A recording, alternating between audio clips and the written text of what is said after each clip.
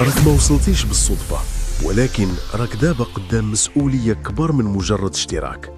عارف شنو هو الفرق بين قناة كتموت وقناة كتحكم السوق؟ ماشي هو المليون متابع، هو 100 الأوائل اللي كيقبلوا التحدي والناس مازال كيشكوا. قبل ما نكملوا، إلا كنتي كتشوفنا لأول مرة وحسيتي باللي هاد الجودة وهاد النفس الريادي هو اللي ناقصك، اشترك دابا. حنا هنا كنخدموا بالليل وبالنهار باش نطلعوا الليفل ديال المحتوى المغربي.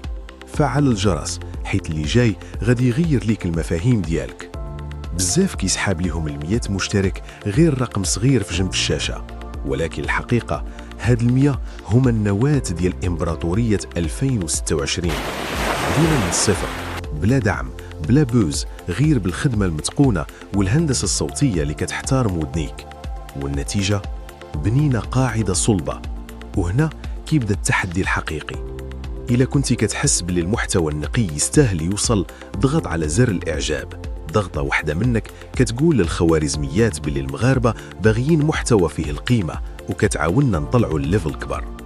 اللي كيتسنى الظروف المثالية باش يبدا غيبقى ديما كيتفرج، ولكن اللي كيبدا باللي عنده وكيتقاتل على الجودة كيف ما درنا في هاد 100 خطوة الأولى هو اللي كيوصل. إلى هاد الكلام حرك فيك الرغبة باش انت تانية تبدا، دير متابعة على القناة وخليك واجد. ودابا بغيت نعرف شكون اللي معانا من المؤسسين الأوائل لهذه الرحلة. نزل التعليقات واكتب مؤسس، وخلينا نشوف شحال من واحد واضع الثقة في هذه الرؤية من دابا.